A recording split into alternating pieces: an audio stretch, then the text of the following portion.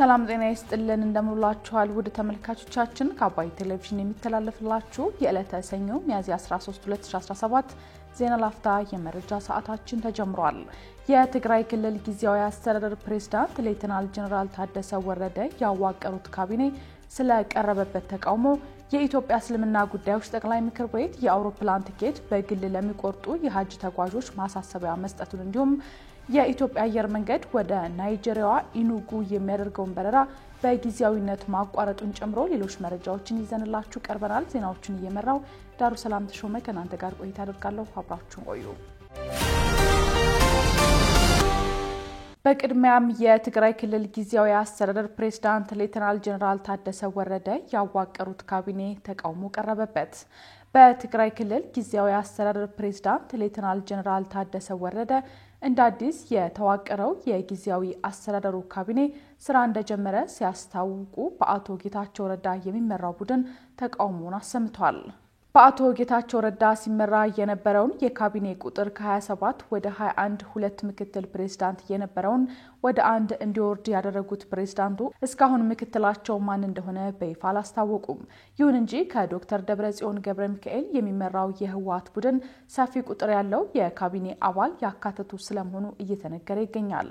ሌተናል ጀነራል ታደሰ ወረደ ምክትላቸውን በይፋ ባያስታውቁም ምክትላቸው የህግ ምሁርና የህወሓት ምክትል ሊቀመንበር የሆኑት አቶ አማኑኤል አሰፋ አድርገው መሾማቸውን ለጉዳዩ ቅርበት ያላቸው ጨምሮ በርካቶች በመጠቆም ላይ ይገኛሉ።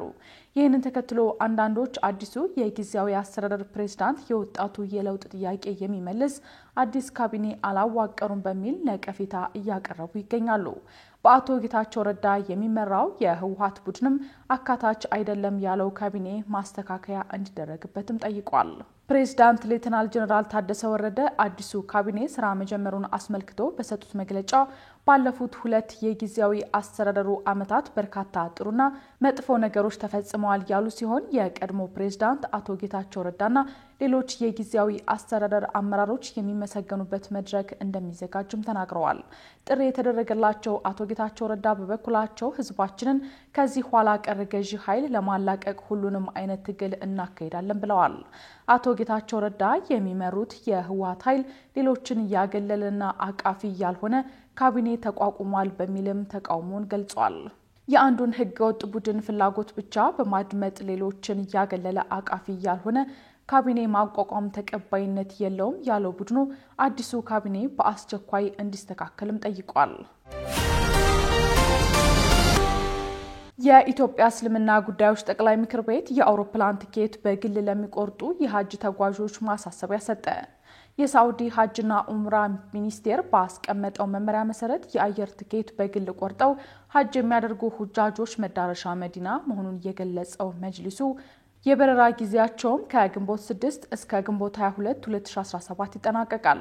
ለትራንስፖርት ለሆቴልና ሌሎች አገልግሎቶች አሰጣጥ አመቺነትም የእያንዳንዱ ሁጃጅ ትክክለኛ የበረራ መረጃ በኑስክ የመረጃ ቋት ተሞልቶ በቡድን ማደራጀት የግድ አስፈላጊ መሆኑን መጅሊስ አስታውቋል። በመሆኑም የአየር ቲኬት በግል ቆርጠው የሚጓዙ ሁጃጆች እስከ ሚያዝያ 14 2017 የተረጋገጠ የአውሮፕላን ቲኬታቸውን በተመዘገቡበት የሐጅ ምዝገቢያ ጣቢያ ይዘው በመቅረብ እንዲያስመዘግቡ ጠቅላይ ምክር ቤቱ አሳስቧል። በተጠቀሰው የጊዜ ገደብ የአየር ቲኬታቸውን የማያስመዘግቡና መዳረሻቸውን ከመዲና ኤርፖርት ውጪ ያደረጉ የግል ቲኬት ተጓዦች በሳዑዲ አረቢያ በሚኖራቸው ቆይታ ለሚደርስባቸው የአገልግሎት ክፍተት መጅሊሱ ኃላፊነቱን እንደማይወስድ አስታውቋል። ሁሉም የምዝገባ ጣቢያዎችም በተሰጣቸው የስራ አቅጣጫ መሰረት የሁጃጆችን ቲኬት በሐጅ ሲስተሙ በአግባቡ በመጫን በቡድን አደረጃጀቶች በማካተትና ተገቢ ገለጻ በመስጠት ሁጃጆችን ከእንግልት ታደጉ ሲል የኢትዮጵያ እስልምና ጉዳዮች ጠቅላይ ምክር ቤት አሳስቧል። የኢትዮጵያ አየር መንገድ ወደ ናይጄሪያዋ ኢኑጉ የሚያደርገውን በረራ በጊዜያዊነት ማቋረጡን አስታወቀ። የኢትዮጵያ አየር መንገድ በናይጄሪያዋ ኢኑጉ አካኑ ኢቢያም ዓለም አቀፍ አውሮፕላን ማረፊያ የሚያደርገውን በረራ እስከ ሚያዝያ 28 ቀን 2017 ዓ.ም ማቋረጡን በዛሬው ዕለት በማህበራዊ ትስስር ገጹ ባወጣው መረጃ አስታውቋል። በረራው የተቋረጠው በአውሮፕላን ማረፊያው እየተከናወነ በሚገኘው የጥገና ስራ ምክንያት መሆኑንም አየር መንገዱ ገልጿል። በበረራው መቋረጥ ምክንያት ደንበኞቹ ላይ ለሚደርሰው መጉላላት ይቅርታ የጠየቀው አየር መንገዱ ውሳኔውን የወሰነው የደንበኞቹን ደህንነት ለመጠበቅ መሆኑን አስታውቋል።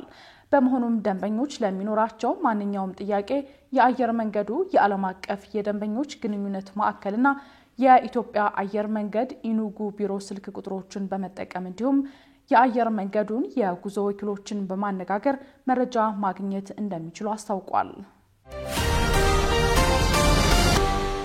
ሀገራት ከአሜሪካ ጋር በሚያደርጉት የንግድ ድርድር ዙሪያ ቻይና ማስጠንቀቂያ ሰጠች።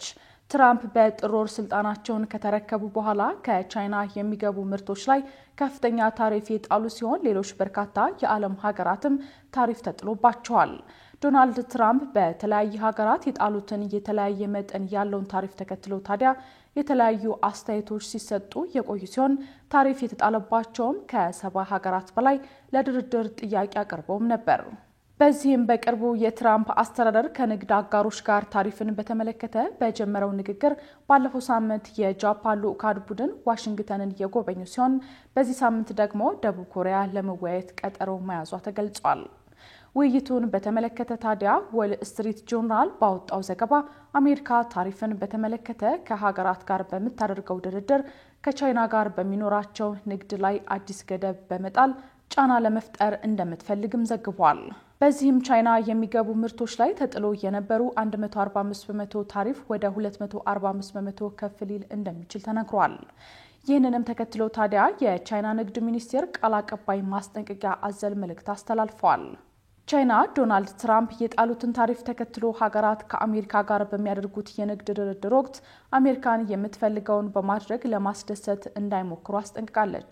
የቻይና ንግድ ሚኒስትር ቃል አቀባይ ማስጠንቀቂያውን የሰጡት ዋሽንግተን መንግስታት ወደ አሜሪካ የሚልኳቸው ምርቶች ከቀረጥ ነፃ እንዲሆኑላቸው ከቤጂንግ ጋር በሚያደርጉት የንግድ ልውውጥ ላይ ጫና ለመፍጠር ማቀዷ ከተሰማ በኋላ ነው። የካቶሊክ ቤተክርስቲያን ዓለም አቀፍ ሊቀ ጳጳስ ፍራንሲስ ማረፋቸው ተሰማ። ለረጅም ጊዜ በከባድ የጤና ችግር በሕክምና ላይ የቆዩት የ88 ዓመቱ አዛውንት የካቶሊክ ቤተክርስቲያን ሊቀ ጳጳስ ፖፕ ፍራንሲስ ማረፋቸውን ቫቲካን አስታውቃለች። ወደ ጵጵስናው መንበር ከመምጣታቸው በፊት ካርዲናል ጆርጅ ማሪዮ ቤርጎሊዮ በመባል ይታወቁ የነበሩት ጳጳሱ ቀዳሚያቸው ፖፕ ቤኔዲክት 16ኛ መንበራቸውን መልቀቃቸውን ተከትሎ በአውሮፓውያኑ መጋቢት 2013 የካቶሊክ ቤተክርስቲያንን እንዲመሩ መመረጣቸውን የቢቢሲ ዘገባ አስታውሷል። ፖፕ ፍራንሲስ ለወራት በሕክምና ላይ በነበሩበት ጊዜ ከአደባባይ ርቀው ከቆዩ በኋላ እሁድ ዕለት በተከበረው የትንሣኤ በዓል በቅዱስ ጴጥሮስ ለተሰበሰበው ምዕመን በአካል ተገኝተው የትንሣኤ በዓል መልእክት አስተላልፈውም ነበር። ጳጳሱ ዛሬ ሰኞ ሚያዝያ 13 2017 ዓ.ም በፋሲካ በዓል ማግስት ቫቲካን ውስጥ በሚገኘው ካዛ ሳንታ ማርታ መኖሪያ ቤታቸው ውስጥ በ88 ዓመት ዕድሜያቸው ማረፋቸውን የካቶሊክ ቤተክርስቲያን አስታውቃለች። ብፁዕነታቸው ካርዲናል ፋረል በጳጳሱ ሞት ሐዘን ውስጥ ሆነው የተወደዳችሁ ወንድሞችና እህቶች የቅዱስ አባታችን ፍራንሲስ ሞትን በጥልቅ ሐዘን አሳውቃለሁ ሲሉ የጳጳሱን ህልፈት ይፋ አድርገዋል። ዛሬ ሰኞ ጠዋት 1:35 ላይ ቫቲካን ውስጥ ማረፋቸውን የጠቀሱት ካርዲናል ፋረል ፍራንሲስ ወደ አባታቸው ቤት ተመልሰዋል፣ ህይወታቸውን ለጌታና ለቤተ ክርስቲያናቸው ሰውተው ነበርም ብለዋል። ከአባይ ቴሌቪዥን ሲተላለፍላችሁ የነበረው የዛሬው የቀኑ የመረጃ ሰዓታችን ይህን ይመስል ነበር። አብራችሁን ስለነበራችሁ ከልብ እያመሰገንን በያላችሁበት መልካም ጊዜ ይሁንላችሁ።